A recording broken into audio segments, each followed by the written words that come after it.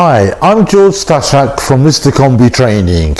For over 30 years, our local BBC radio station, Three Counties, has had a consumer programme.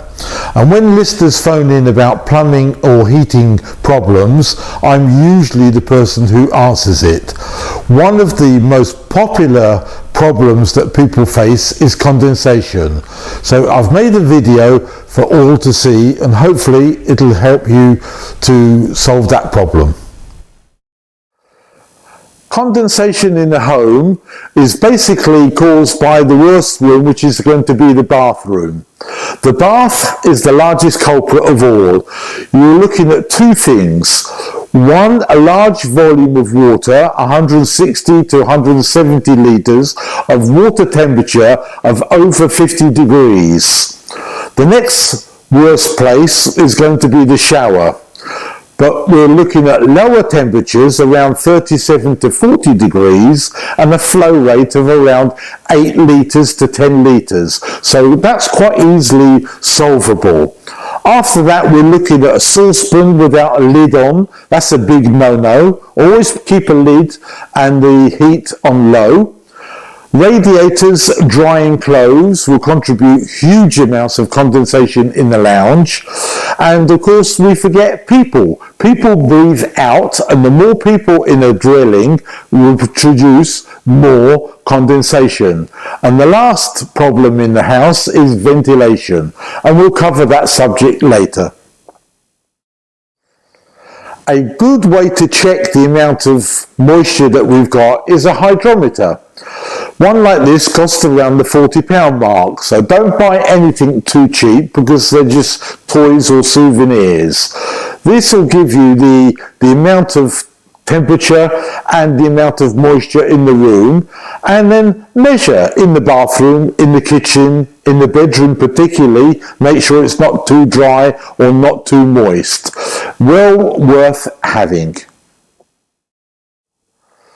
To solve the problem of condensation, we need two factors. One, we need heat, and two, we need ventilation. So let's have a look at the heat side first, because that's easy to do. First of all, most bathrooms I find are underheated. Every gas-safe registered engineer will have an app or a calculator to work out what size radiator to reach a temperature that's needed in that room, whether it's the bedroom or the bathroom. Now, a bathroom will need around 22 degrees. We can achieve that easily with a towel rail.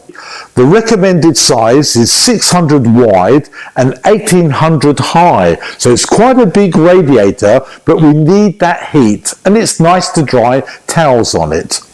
The next way to heat up a bathroom is electric underfloor.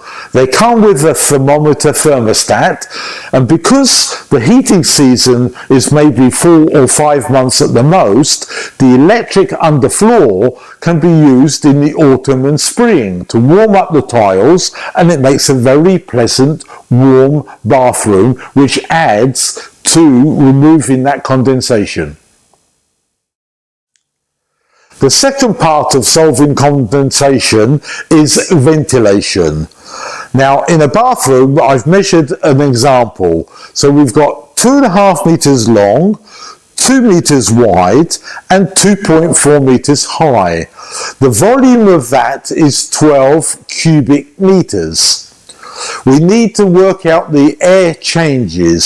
So in a small bathroom, that would be 8. So we multiply 12 times 8 is 96. In a larger bathroom, we would need 12 changes of air. So that would be 144 litres of moisture to remove. You go to several fan manufacturers and find which is the best one suitable for you. The best position is above the shower bath rather than through the wall. It's usually cheaper to install and more efficient and a lot easier. The next thing that we need to work out is additional parts. So if you have a small bathroom, consider one of their quiet or whisper silent fans. If you have a larger room, then consider 2 separate speeds. You may need to choose the faster speed. Also consider one that has a moisture sensor built in. So when you leave the bathroom and switch the light off, then the fan will overrun, remove the moisture safely without you having to worry about working or not. And that's how we choose the correct fan in the correct bathroom. The best location of the fan is over the bath shower or the shower itself in the ceiling. That's classed as zone 1. You have to use a registered electrician from one of the main registration companies, because only they will be qualified to wire it up to the light switch, because that's the best place. Don't use a separate switch and try and guess. Get them to wire it up that way, and then you'll know that it's correct and safe. Another good feature is to buy a dehumidifier. Now, we can't dry clothes on radiators because that's really bad for the house, but consider a floor standing area and a floor standing dehumidifier. This is designed for a 3-bedroom house or a lounge. Very useful for drying the air out and making a nice pleasant atmosphere, particularly if you live in a small dwelling.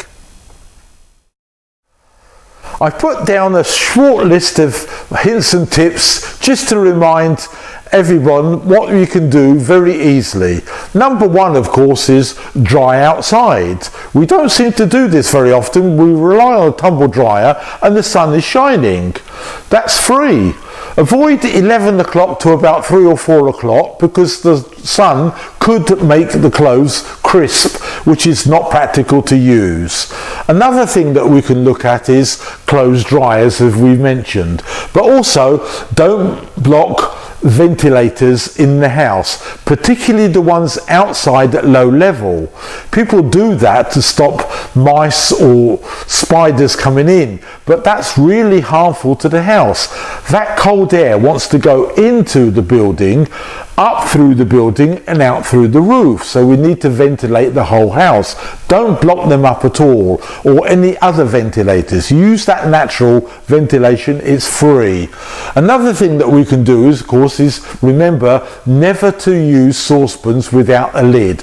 Turn the fumes down and use that on simmer for a little bit longer. That saves a lot of steam in the kitchen. Another thing is microwave. Microwaving vegetables doesn't produce steam. It's often quicker and healthier. And the last thing as possible is don't open the window so wide that you allow a whole hurricane of air coming in, because that's just going to cool the bathroom down. We want a warm bathroom. If you live in a dwelling by yourself or just with a partner, then maybe you might be able to open the door to the bathroom and use the heat from the house to add to the heat of the bathroom and cause that ventilation to work even more efficiently. So here's a few hints and tips which hopefully you'll find useful.